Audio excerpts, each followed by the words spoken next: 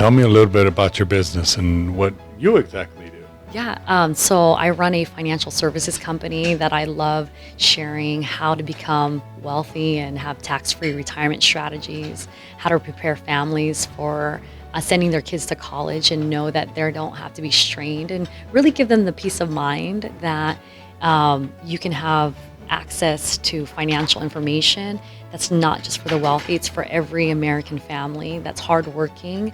But you got to have the right person that can teach you, give you the tools, and give you the integrity and honesty. So my passion is helping families get wealthy and do it in real, guaranteed, contractual ways that can give them the peace of mind and also be superheroes to their financial story. And you're actually more on the nonprofit organization. Tell us more how that relates to being then than a profit organization.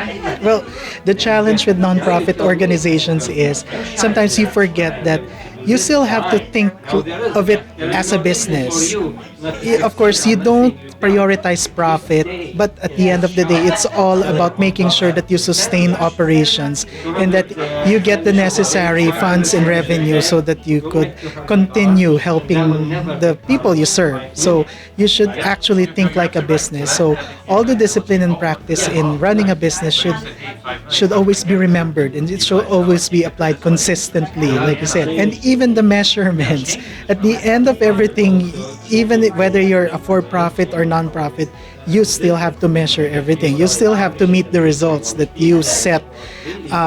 In our case, we are recipients of grants. So it is our commitment to come up with that result for those who help us to support the organization. I am in the insurance and financial arena, so I deal with group insurance specifically. So I help small business clients with their employee benefits, designing it, implementing it, and educating their employees about it. And then I also do financial services, so small business owners, the employees of the company, and just generally any individual that wants to have a sound financial foundation in order for them to be able to retire happily. First of all, a few weeks back working with John was setting the short, medium, and long. So I have 3 months of completing my website, which is something that's been hanging around and not getting done. 6 months of getting 12 new monthly clients, and a year of scaling, starting to use a back office program to get support and help as a one-man business operation. So now I can really start on a deeper sense of identifying the constraints of the short, medium, and long, and try to start chipping away even better than what I've been doing. And measuring, I saw today that it was a huge factor. Yeah, tell me. You start incorporating measuring. It was a new indicator that I need to start adding to that process. So another step. Tell me your major takeaway with this class today. So my major takeaway from this class today from John is just having a game plan, having a business coach in your corner that's going to be able to navigate you to success. And it's about the synergy that you have in a mastermind group. There's things that you can plan all day on paper, but if you don't have a quality team behind you that can give you those tools and resources and shed their wisdom, those are so invaluable. So to me, a few things. The most important one was John reminded that we as business owners got to work on our business versus in our business. That's our job as a business owner. That's how we can grow the revenue. That's how we can grow the business. And then we need to hire people to work in our business. Well, I had a great experience and met some really great people, learned a lot from the other people as well. But the key thing that I took away is how to remove the constraints that I have in my business and how to go through the 5-step process and really dig deep to discover what a little bit about my vision, and also how to solve the constraints that I have that for a while now I've just been making it an excuse. I don't have enough time, I don't have enough this, I don't have enough that.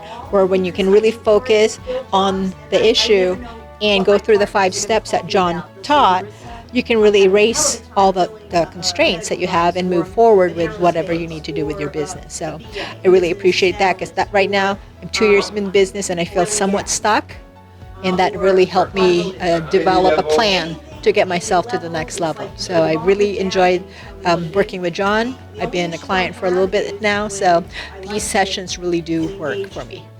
I'm really glad that I learned something new, because a lot of business seminars like this would have, of course, the basic principles, the foundations, the age-old ways of doing things.